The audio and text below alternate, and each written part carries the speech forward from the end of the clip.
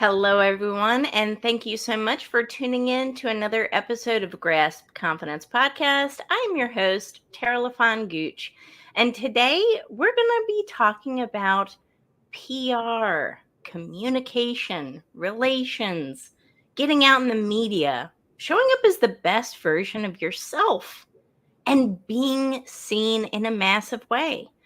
Now, this is something I learned as an entrepreneur when I went full dive into entrepreneurship in 2022. At the time, I was lacking confidence. I had to turn into this person that went from being unseen to being seen in a big way. And it took a lot of brand building, something that I had never actually done before. And I didn't realize how much actually went into this. So this is something I think a lot of entrepreneurs can relate to, thought leaders, authors, people looking to really grow their brands. It takes a lot. So today I am interviewing the top industry expert. And I can say he's the top industry expert because he is. I want to introduce you to my next guest, Eric Vanderbaum. Did I get that correct? Yaverbaum. Yaverbaum, no! Who told you I was the best? My mother? Well, thank you very much for that lovely introduction. Absolutely. Well, I love your background. It's so captivating and fascinating. Oh, thank you. And, I want you to tell us all about what you're doing in the industry because, there's nobody else that stacks up to you. You have just the most amount of PR experience of anybody I think I've ever interviewed. And Eric, this is such an important topic for people to understand because there's a lot of noise out there. Yeah. I would love to hear a little bit about your background. I've always considered what I do. First of all, I'll just say I love what I do. I don't consider it work. Everybody should do that. Love what you do. You won't work a day in your life, and you'll do it better. I love this. When I was a kid, when I was younger, I loved being in the news, and when I was a kid, I ended a Major League Baseball strike in '85. I was national news, and what I saw immediately from being a national news story was the amount of attention it brought to my agency and the amount of business that we get because of the attention we get. Now, I was 24 years old then. If a 24-year-old can be on the cover of magazines and in newspapers, on the biggest television shows in the country, if a 24-year-old can do that, which is what I was when I started my agency, my first agency, if a 24-year-old can do that, anybody can do it. And the thing is about what I would have called media exposure then, being in traditional brick and mortar newspapers and magazines and on television, radio, talk shows. Now I would more look at it as information dissemination. Where do we all get all of our information from? Digital and brick and mortar, social. Every place you get the information that you make decisions based upon, or whatever it is that you're interested in. But surround sound. It's the great equalizer. It levels the playing field for entrepreneurs. And again, when I was younger, I wanted to compete with Sony, which was, pretty audacious considering I was working out of my living room. I could compete with the biggest companies in the country, and did, because of the exposure that I got, because I was in the news all the time, and anybody can do that.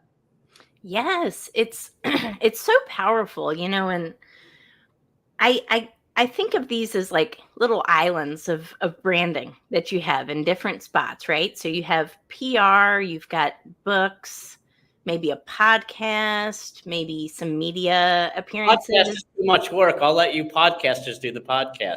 But no, you're very right. I could name drop clients, for the whole half hour, but I'll spare you. The only one who cares is my mom.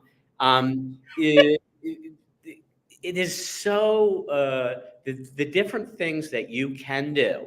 I wrote 8 books over the course of a career. Every single book I wrote drove an enormous amount of attention, again, to me and my agency.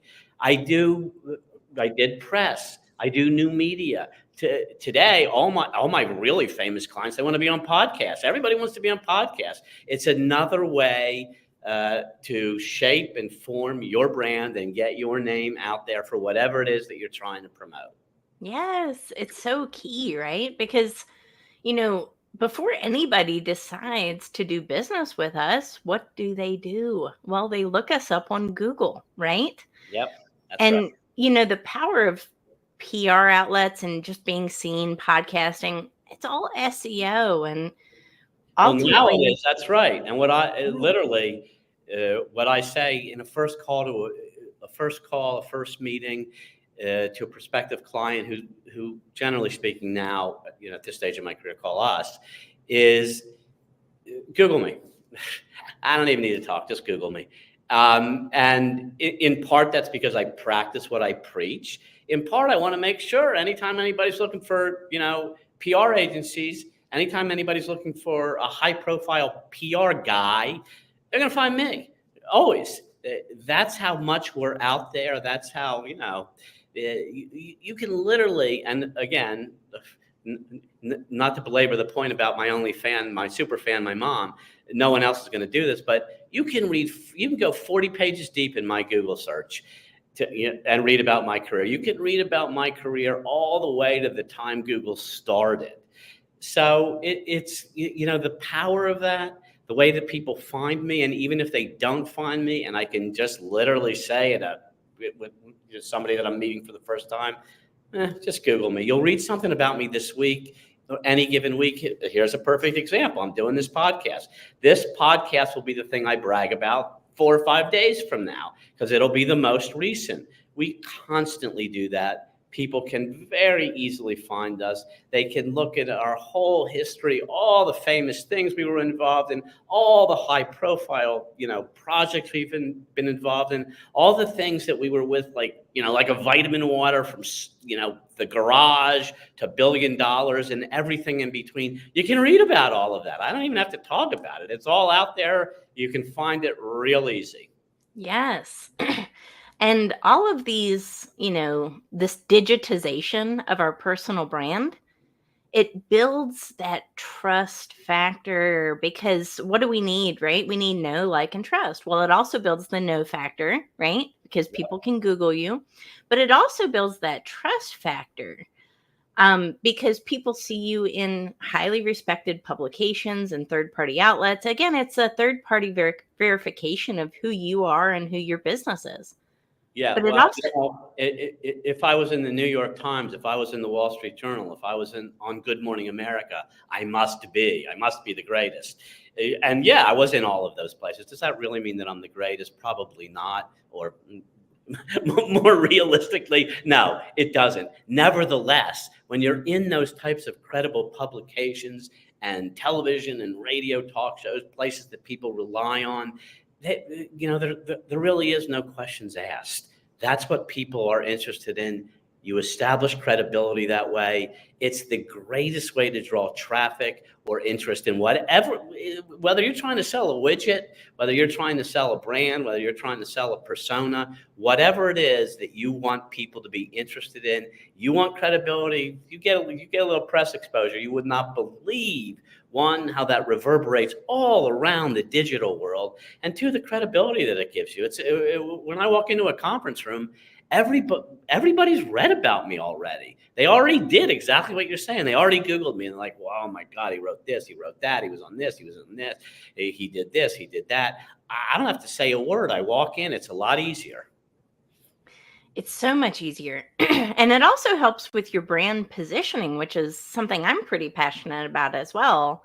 It gives you that leverage so that when, you ask for a little bit more, maybe you're a coach or consultant selling a higher ticketed item or an entrepreneur, and your offer is much higher sometimes than your next competitor. It's a differentiating factor so Yeah, that you absolutely. can ask that, right? Absolutely. Yeah. I mean, we're as expensive as it gets. And one of the reasons we're as expensive as it gets is literally that. But I mean, look, in the real world, you got to deliver. So, and in the real world, I'm a repeat offender at delivering. I mean, just ask anybody I've worked with in the last, 4 decades.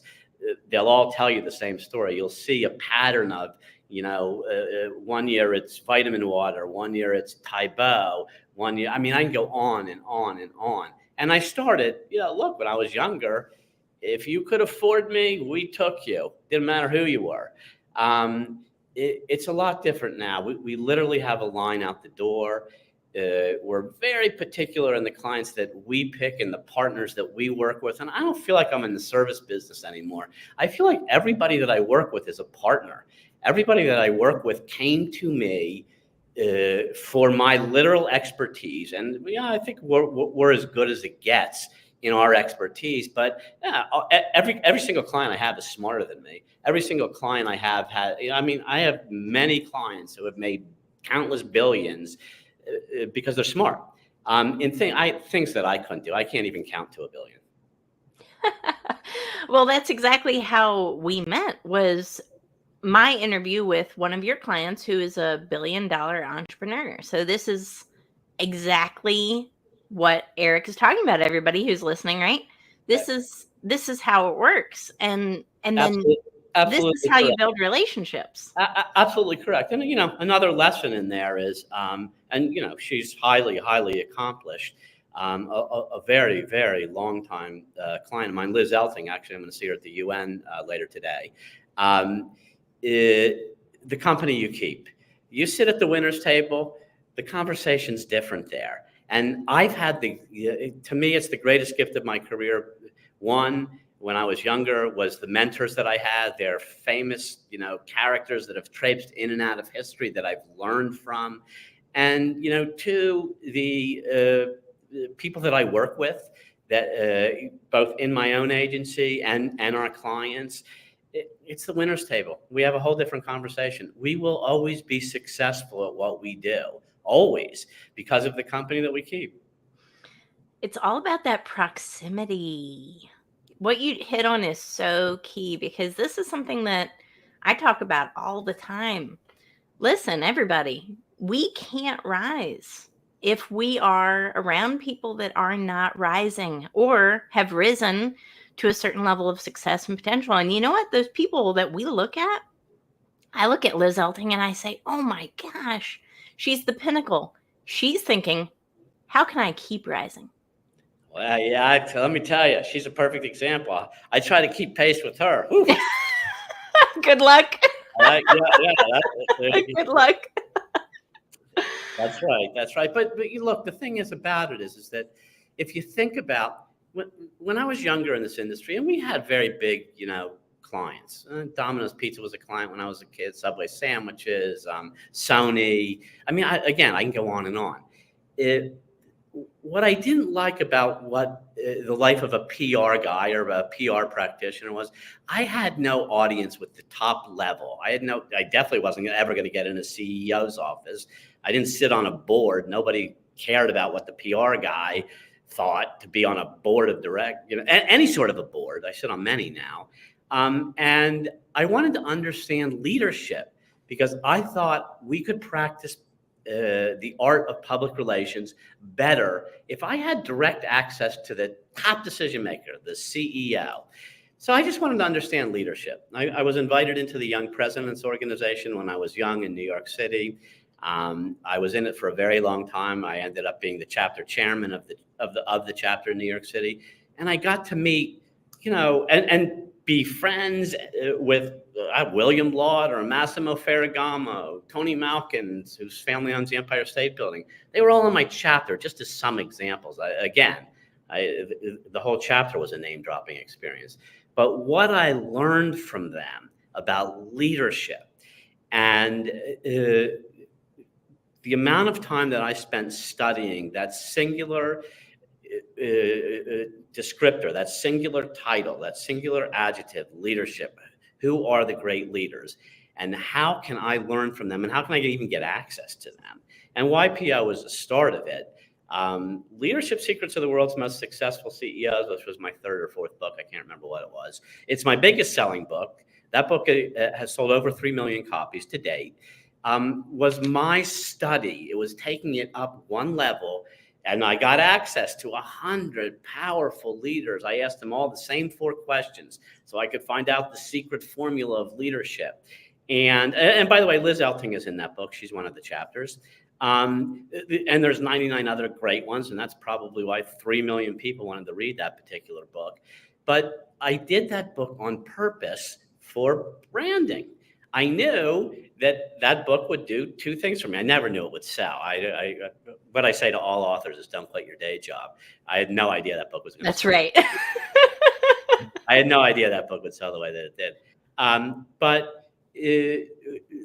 One, that book gave me access. Anybody would take my phone call to be in that book. I was already a New York Times bestselling author at the time that I wrote it. Anybody would take a call from New York Times bestselling author who's writing a book about leadership secrets of the world's most successful CEOs. Think about that title. Which leader didn't want to be in that book? And I could literally pick up the phone and call anybody. Suddenly I had direct access into the CEO's office. And I got the most incredible group of CEOs. We interviewed 140. We included 100. Pretty much every single solitary one of them you would have heard of. And it branded me in the press as now I was no longer just a PR guy. Now I was a PR guy who talked to CEOs. Before that, kind of unheard of, unless there was a real big crisis, which I did a lot of when I was younger. But it's that sort of untethered access, the skill set that I actually do have in real life that we're paid a lot of money for, top dollar for us, it in part was formed then when I decided I got to get in the CEO suite. I got to deal directly with the CEO. How do I do that? A decade and a half in YPO, which I ended up running in New York City for years. Writing that leadership book, having access to all of these people and learning from every single one of them. And I learned something from every single person that I interviewed. Wow. So much wisdom there. The best marketing is when you make your customer the hero. Yeah.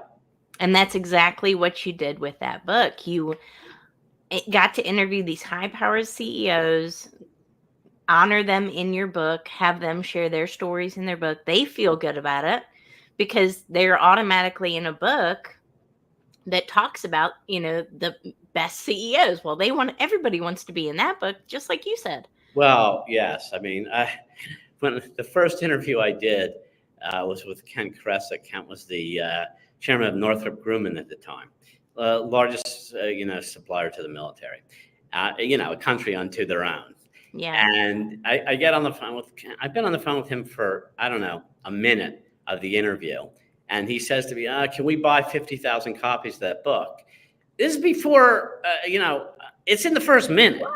And I knew that the chairmen were all, every single person that book bought books in volume for their very large companies, RCA Records. Again, Google that book. Look at the people that are in it.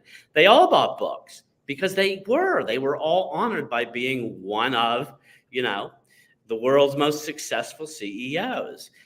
So yes, they did all feel good about that. They did all want to be, in that. And, the story of my career is just stepping stones. I mean, a few years before that, I could have never gotten any of those people on the phone. As soon as I had my first New York Times bestseller, which my first book was, for 1 week, I was on the bestseller list for 1 week. And that's like, I can be introduced as a New York Times bestselling author anywhere I go now. 1 week in my whole career, I was on the list. But I knew that the combination of, as soon as I got on a list, I knew I could leverage that up a level. And that's what I've done that my whole career, ain't no mountain high enough sort of thing. It's absolutely. Thank you so much for saying that. There are always different levels we can go. And New York Times list, I would love to be on that one day, right? And, maybe the strategy is these contributing authors. I absolutely love that strategy. I did something similar with the book I just published 7 days ago. It's not a New York Times bestseller, but it included contributions from, I think, 6 other TEDx speakers, Well, it Oh, made them feel great to be featured in a book about their accomplishments. yes. One thing that has stayed true throughout my career is everybody loves to be in books. Yes. Yeah. Yep. I love that. Wow, that is so amazing. So you got into this really early in your career, you know. I was doing this when I was in college. I Wow, mean, my incredible. my sophomore year of college, I promoted an unknown author. I was looking for a job.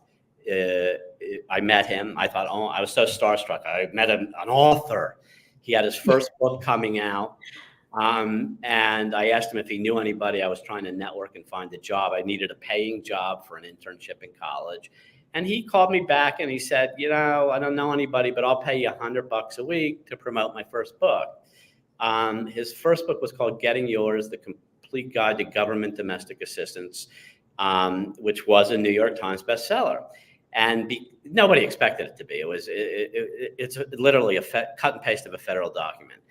Penguin published it. Nobody had, delusions of grandeur of that book being a great book, and it was. It was a New York Times bestseller, and we did a lot of things that were, at the time considered, I was such a rebel. I just had no idea what I was doing. I made it up as I went along. And Matthew's third book was called Information USA. I promoted that when I was a senior in college, and that book was the first at the time $20 trade paperback to make the New York Times bestseller list. So, I realized, publishing is not, I don't think anybody would call it an unconventional sort of industry. Everything I did was quote unquote unconventional. I would sit with Matthew and there was articles about me when I was younger, and they would say, oh, he's such an out of the box thinker. And Matthew would be reading these articles and he said, do you even know where the box is? And no, I had no idea. And it's the irony of writing PR for Dummies, which I'm now writing for the third time, is I keep redefining the box because I don't ever want to be in the quote unquote box. And that's a great asset to anybody that might be listening. Is it doesn't matter what the rules are. It doesn't matter how, people who have done this successfully do it. Make your own way. And because you can. I've had an entire career out of doing things that were quote unquote impossible. I've been I've always been the black sheep of the industry. I'm always so rebellious. I'm none of these things. I'm just making up new stuff every single solitary day so that I can be different from everybody else. It's all about that differentiation, which, again, I think a lot of entrepreneurs can, find a hard time defining, especially in the beginning of their journeys, right? But it's about finding that differentiating factor that sets you apart. It is, but I'll say this about that is, ideas are easy. Execution is hard. Yeah. There is no substitute, and it's not a popular opinion today with the new generation of workers that we have coming in. But there's no substitution for hard work. I have worked hard my entire career, or I should say I put in hours. As I said when we started, I don't feel like I work for a living, but I put in the time. And I make sure I have a lot of great ideas. I come up with great ideas in any given meeting that I'm in. It doesn't matter where I am, but doing them, how do you execute upon that idea? And that, that requires time in. When I was younger, I feel like I used to say I was a member of the Million Phone Call Club when we used to call journalists. Yes. And, 999 calls out of 1,000 were rejections. I learned from all of that rejection until I had logged 1 million conversations. That was another education for me in my own industry. There's no substitute for hard work. And, that's what Liz Elting said when I asked her, hey, Liz, how'd you build $1 billion enterprise? You know what she said to me? Smile and dial. Yeah, well. Yep. Smile and dial. Liz and I can go toe-to-toe on the work ethic for sure. We're both big believers, and I know that about Liz. I know that. Yeah, and I asked her, what does that mean? Smile and dial. She said, well, she said, I have to say about her, she's the most humble person at her level of success that I've ever met in my life, and I know a lot of successful people. She's very grounded, in reality, and like the things that she talked to you about. I didn't see the interview, but I'll check it out as soon as we're done, because I know you booked that one through our agency or through my agency. We actually, both of us do believe that there's no substitute, for hard work, and she's very, very brilliant woman. Which she would never say, but I will. But she also she puts in the time every day. She runs circles around me still. I know, it's incredible. It's so impressive, and She's very impressive. I'm in the process of reading her book. I'm reading it on audio as I'm working out, and I found that keeps me motivated when I work out, because I'm like, I can't keep up with Liz. Her book is phenomenal. That book was a Wall Street Times.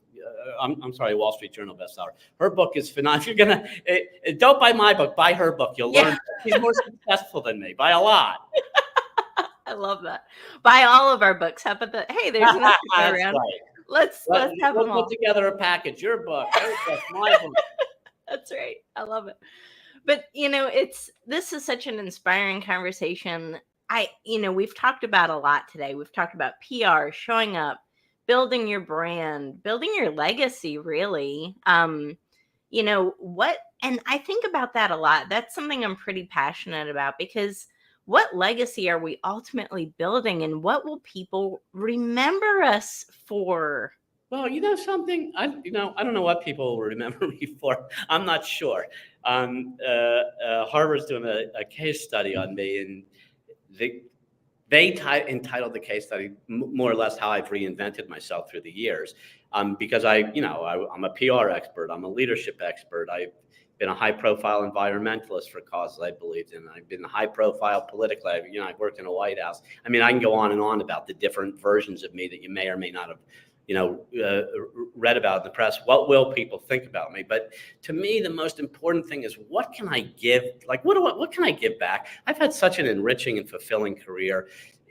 My insight, my knowledge, what some people might call wisdom from experience, can I give that back to the next generation of not just PR practitioners, but business people? I want people to love what they do. I don't care what it is.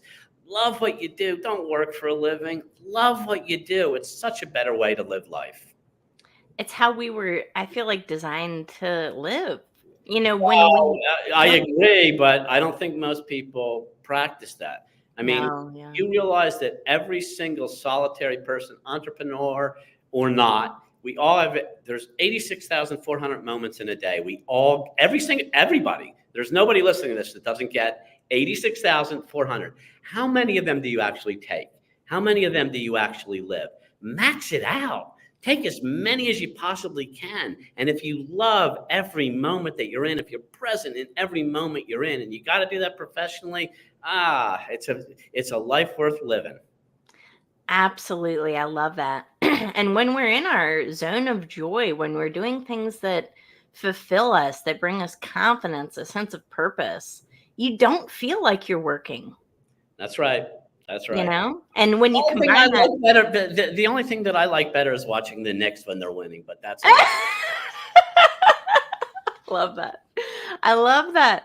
Such a powerful conversation, Eric. So many wonderful takeaways. I know a lot of people will be interested in working with you and contacting you after this. What's the best way to get more information about how you can help other people gain this visibility? Get my book. Come on. What do you? That's right. We need a care package. I feel like you just gave that to me here at the end of the interview. Get my book. No, I'm kidding. Or I should say I'm half kidding, to be literal. I should be. Look at people that you admire. Look at people who have persevered. Look at people who have climbed those impossible mountains, and read about what they've done. Get a mentor, somebody that you respect, somebody that you admire, somebody that you look up to. My mentors are one of the reasons that I have been so successful, is the mentors I've had, the knowledge that I've soaked up from them, the wisdom that I I had mentors from, Henry Kissinger was my first mentor. And Henry Kissinger said to me that he used to go before the White House press corps, this during the Nixon years, and say, does anybody have any questions for the answers I'm already giving? Which I thought that can't possibly be true. And many years later, I had dinner with Bob Woodward, who said, hey, that's exactly what he did. But when he said that to me, it was like, that's the art of messaging. That launched my career. A historical figure like Henry Kissinger, who was one of my mentors when I was, a kid, launched an entire career that I love. Get a mentor. It's the best thing you could possibly do. I love that. And I so agree. And it helps elevate, right? Because I say this to people all the time. We can't see the holes in our own ship. It takes that third party perspective, and everybody needs that. And it's a healthy thing, right? So, wow, totally love this conversation. I don't think this will be our last interview. I can already see another conversation coming because I know. Don't worry, I run a PR firm. They'll be calling you again. Don't worry. Work with Eric, everybody. He's the real deal. If you want to gain maximum visibility, really take your brand to, I would say, that global level, call Eric, call his PR firm. They're selective of who they work with, but they should be because they've risen to the top. So what a wonderful conversation today. And thank you so much for everyone who tuned in and watched this episode of Grasp Confidence. Please leave a review, share this episode with your friends, family, and networks, and we will catch you on the next episode. Take care.